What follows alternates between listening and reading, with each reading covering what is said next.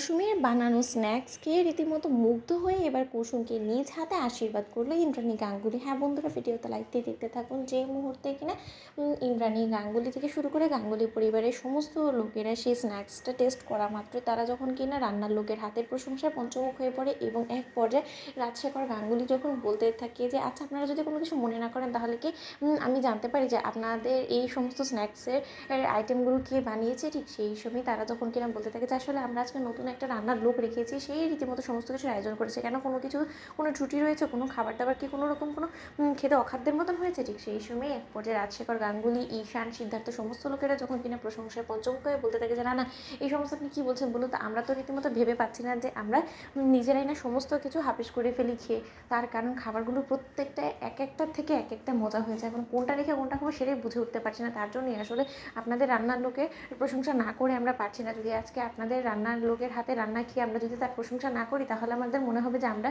কোনো অপরাধ করে এসেছি, জানেন তো। ঠিক সেই সময় ইন্দ্রাণী গাঙ্গুলি যখন খুশি হয়ে বলতে থাকে যে আচ্ছা, আপনি যদি কোনো কিছু মনে না করেন তাহলে কি একবার আমি আপনাদের রান্নার লোকের সঙ্গে দেখা করতে পারি? তার কারণ আমি যদি ওকে স্বয়ং নিজে আজকে ওর এই রান্নার জন্য ওর প্রশংসা না করি তাহলে আমার মনে হবে যে আমি ঠিক করিনি রান্নার লোকের সঙ্গে। ঠিক সেই সময় কথা বলা মাত্র অনুশ্রী যখন বলতে থাকে যে জানো তো ঈশান, আমার বড্ড বেশি এই জিনিসটা দেখে ভালো লাগছে যে আর যাই হোক না কেন, যে মণি অন্তত নিজের অজান্তেই নিজের বড় বৌমাকে নিজ হাতে আশীর্বাদ করবে, সেটাই কুসুমের জন্য সবথেকে বড় পাওনা হবে আজকে। দেখিনি। ঠিক সেই সময় কুসুম যখন কিনা কিচেনে ফিরে গিয়ে অঝরে কাঁদতে থাকে এবং বলতে থাকে যে কী অভাগী আমি, যে আমার শাশুড়ি মা আমার সামনে দাঁড়িয়েছে, আমার গোটা শ্বশুরবাড়ির সমস্ত লোকেরা আমার সামনে দাঁড়িয়েছে, অথচ তার সত্ত্বেও আমি তাদের সামনে ছদ্মবেশ ধারণ করে দাঁড়িয়েছি যাতে করে কিনা তারা আমাকে চিনে না ফেলে। তার কারণ আমাকে যদি তারা একবার চিনতে পেরে যায় তাহলে আমি নিশ্চিত যে দেবীমা খাবারগুলো মুখে তো তোলা দূরে থাক, সে ছুঁড়ে ফেলে দিবে। কিন্তু তার সত্ত্বেও দেবীমা আমার যে খুব বেশি ইচ্ছে হচ্ছে আপনার পা ছুঁয়ে একবার অন্তত আশীর্বাদ নেওয়া। ঠিক সেই সময় হঠাৎ করেই যখন কিনা কুসুম যাদের বাড়িতে কাজ করতে এসেছে তারা যখন কুসুমকে ডেকে পাঠায় এবং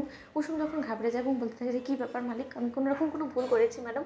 ঠিক সেই সময় সে যখন বলতে থাকে যে না, আসলে গাঙ্গুলি পরিবারে ইন্দ্রাণী গাঙ্গুলি তোমাকে ডেকে পাঠিয়েছে, এখন সেটা কেন করেছে সেটা তো আমি জানি না, তাই না? ঠিক সেই সময় ইন্দ্রাণী গাঙ্গুলির সামনে কুসুম ভয়ে ভয়ে যাওয়া মাত্র যখন কিনা ইন্দ্রাণী গাঙ্গুলি কুসুমের হাতে রীতিমতো আশীর্বাদে কিছু টাকা তুলে দেয় এবং মাথায় হাত বুলিয়ে যখন বলতে থাকি যে এই খাবারগুলো প্রত্যেক কটা যে তুমি তৈরি করেছো না, সেটা এতটাই সুস্বাদু হয়েছে যে আমরা তো খেয়েই সারতে পারছি না, এবং তার থেকেও বড় কথা আমরা যতই খাচ্ছি ততই মনে হচ্ছে যে পেট ভরছে, তার পাশাপাশি মনও ভরে যাচ্ছে। খাবারটা এমনই হওয়া উচিত যেটা খেয়ে শুধুমাত্র পেট না বরঞ্চ মনও ভরে যাক, এবং সেরকমই খাবারগুলো অমৃতর মতন তুমি বানিয়েছো, তোমার হাতে সত্যি জাদু আছে জানো তো।